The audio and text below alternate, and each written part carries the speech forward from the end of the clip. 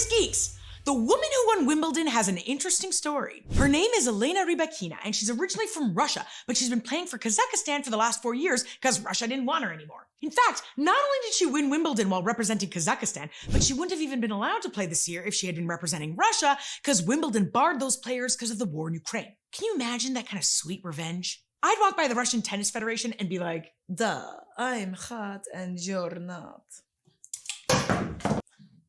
She's the first woman representing Kazakhstan to have ever won a tennis championship.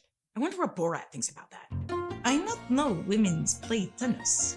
For women's sports, better to see who can milk cow fastest, or which women's can break from cages. But yes, great success. We got a lot, so we'll move fast today. Biden is visiting Israel, the West Bank, and Saudi Arabia. Japan's former Prime Minister Shinzo Abe was assassinated. We'll do a Ukraine update. China attacked peaceful protesters, and NASA released some unbelievable photos of outer space. I've also saved some absurd news for the end. But before we start, please hit that subscribe button below, click the notification bell, and like this video. It's about damn time the president traveled to the Middle East where he can show everyone there that America still cares about oil. I mean, about nurturing our relationships and advancing mutual national security interests.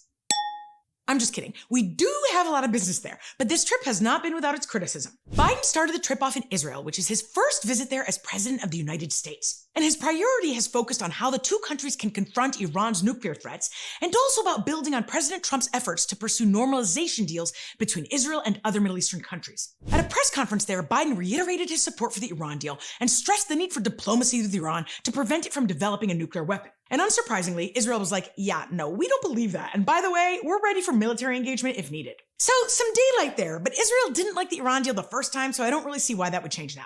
I also don't believe we're that close to an Iran deal anyway. While in Israel, Biden also visited the World Holocaust Remembrance Center, Yad Vashem, and he got a tour of the Iron Dome. That's the super fancy missile defense system we helped fund that allows Israel to shoot down rockets fired at the country. The president also visited the Palestinian territory of the West Bank. And remember, the relationship between the US and the Palestinian leadership kind of fell apart under Trump after he cut off nearly $500 million in aid, which Biden then restored. Biden visited a hospital in East Jerusalem and announced $100 million for those facilities and other aid packages. Now, Palestinian officials are frustrated at Biden because they don't like Israel's normalization agreements. But frankly, that's short-sighted since these agreements only help push the Israeli and Palestinian leadership closer to a peace deal. They're also not happy with the US investigations into the killing of Palestinian-American journalist Shireen Abu Akleh, since the latest statement from the State Department was that she was likely shot by the Israeli Defense Forces, but not deliberately. But the investigation was also kind of inconclusive. The next stop on Biden's trip is Saudi Arabia, so let's go there next.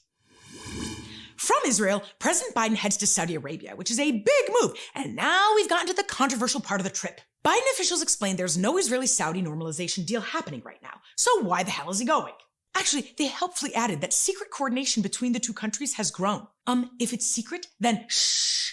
Biden explained in a Washington Post op-ed that while he will of course talk about Saudi Arabia's energy resources in order to avoid using Russia's oil, Biden explained he's really going there to reorient but not rupture relations with a country that's been a strategic partner for 80 years. And that's true. We work with Saudi Arabia on counterterrorism issues and on pushing back on Iranian threats. And then we have a whole other host of issues with Saudi Arabia that the US is weak on, like pushing for change in their human rights violations, bringing an end to the war in Yemen, helping on issues in Syria and Lebanon. Maybe they could take some refugees for once. So there's a lot on the agenda. But this trip is being criticized for undermining our human rights values after Biden promised to make Saudi Arabia an international pariah after Crown Prince Mohammed bin Salman authorized the brutal killing of Washington Post columnist Jamal Khashoggi. Not only did he say that, but the White House also said last year that Biden would not meet with the Crown Prince, and yet Mohammed Baby Salman will be in the meetings during Biden's visit. I asked you all if you thought Biden should have visited Saudi Arabia now, and it was pretty split down the middle, with 54% of you saying no. Here's my take. Biden is right when he says the relationship with Saudi Arabia needs to be reoriented.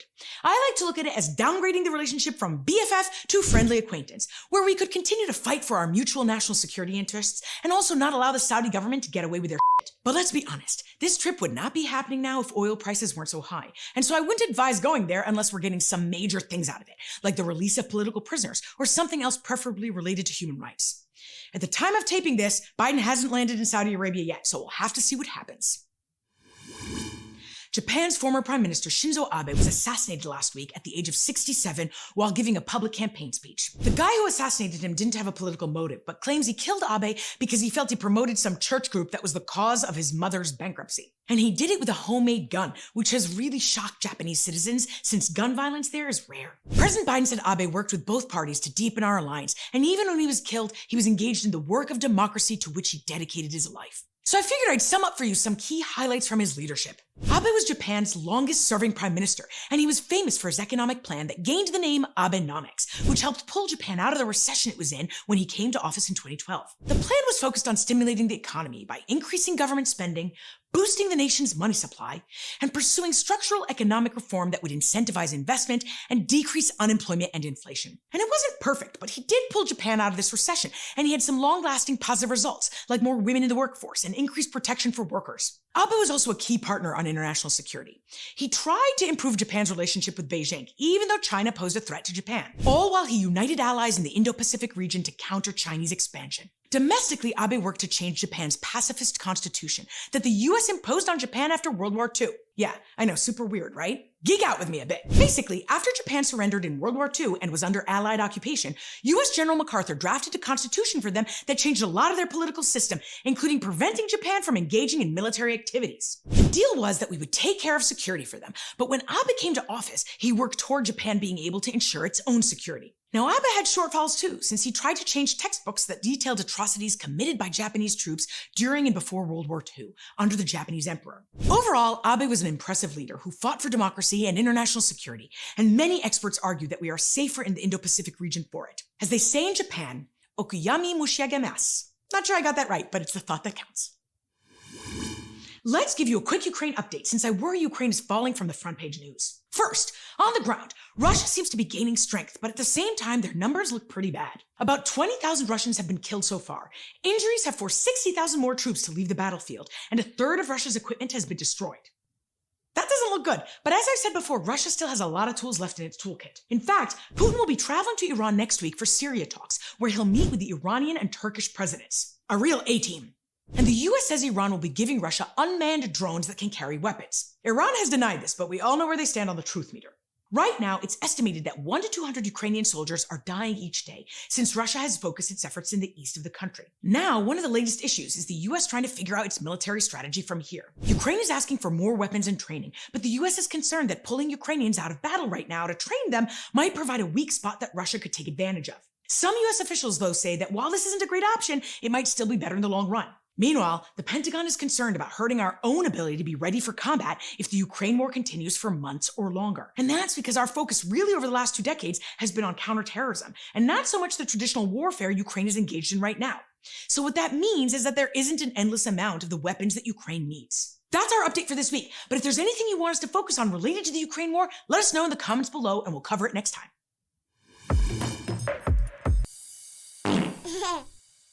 Back in April, the Chinese regime froze funds at 4 rural banks so that they could investigate allegations of widespread fraud. A lot of Chinese citizens had placed their life savings in these banks because they offered high rates of return.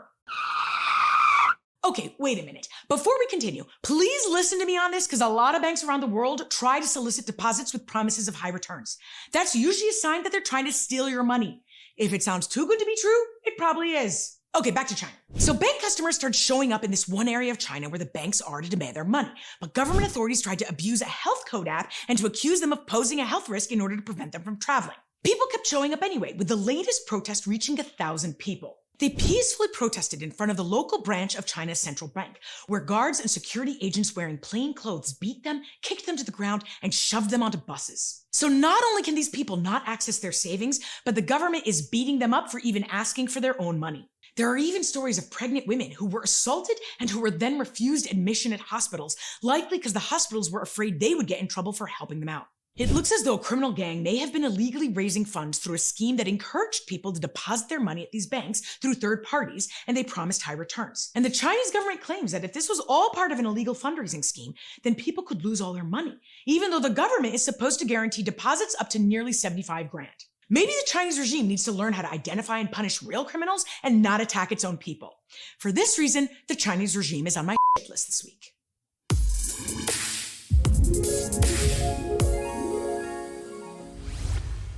Geeks, let's end on a happy note and one that makes you realize that with all the noise in this world, there's an entirely other awe-inspiring world out there. NASA this week shared some amazing images that remind you how super duper tiny we all are and how kind of meaningless we are in a universe this big. These photos are the first from the James Webb telescope, which is part of a partnership with the European and Canadian space agencies. And it gives us details of our universe we've never seen. Like the gassy mountains in this image are showing the edge of the birth of a young star region.